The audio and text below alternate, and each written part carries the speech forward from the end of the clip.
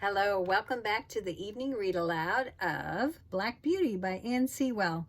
My name is Laura Gangstad, and I'm going to read to you Chapter 40, Poor Ginger.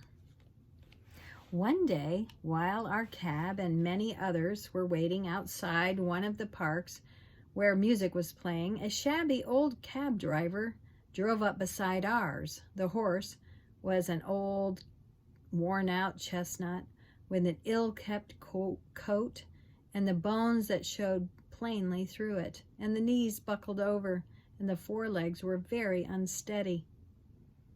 I had been eating some hay, and the wind rolled a little lock of it that way, and the poor creature put out her long, thin neck and picked it up, and then turned and looked about for more. There was a hopeless look in her dull eyes that I could not help noticing, and then, as I was thinking where I had seen that horse before, she looked full at me and said, "Black Beauty, is that you?" It was Ginger, but how changed! The beautiful arch and glossy neck that was now straight and lank and fallen in, and the clean straight legs and delicate fretlocks were swelled. The joints were grown out of shape with hard work, and the face that was once full of spirit and life was now full of suffering. And I could tell by the heavy heaving on her sides and her frequent cough how bad her breath was. Our drivers were standing together a little way off, so I sidled up to her a step or two that we might have a little quiet talk. It was a sad tale that she had to tell. After a 20th month runoff at Earlshall, she was considered to be fit for work again and was sold to a gentleman. For a little while she got on very well, but after a longer gallop than usual, the old man's strain returned, and after being rested and doctored, she was again sold. In this way, she changed hands several times, but always getting lower down.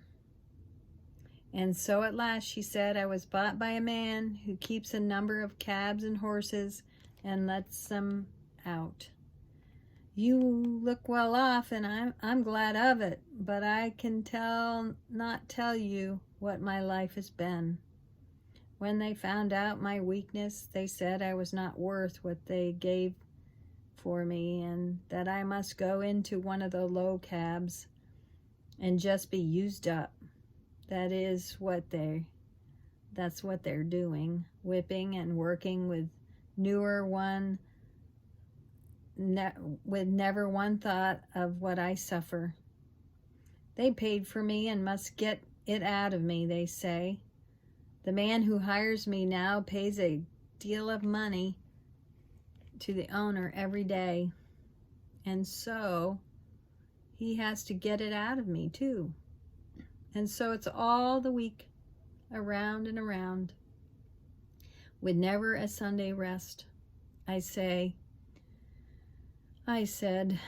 you used to stand up for yourself if you were ill-used. Ah, said Ginger, I did once, but it's no use. Men are stronger, and if they are cruel and have no feelings, there is nothing we can do about it. You just have to bear it on and on to the end. I wish the end would come soon.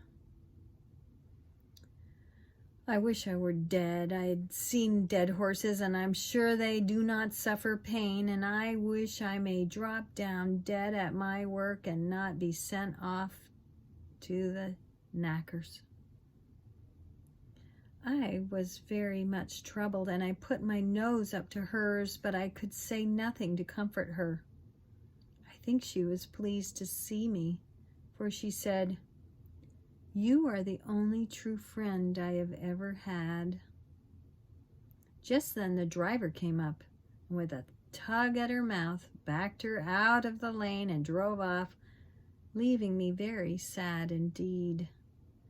A short time after this, a cart with a dead horse in it passed our cab stand. The head hung out of the cart tail, and the lifeless tongue was slowly dropping with blood, and the sunken eyes, but I couldn't speak of them. The sight was too dreadful. It was a chestnut horse with a long, thick neck. I saw a white streak down the forehead. I believed it was Ginger. I hoped it was, for then her troubles would be over. Oh, if men were more merciful, they would shoot us before we came to such misery. What a sad tale of Ginger. It's very sad what happens to animals. If they only could hear us, we could only hear them speak. I wonder how different it would be. It's very important to be kind to our animal friends. See you next time.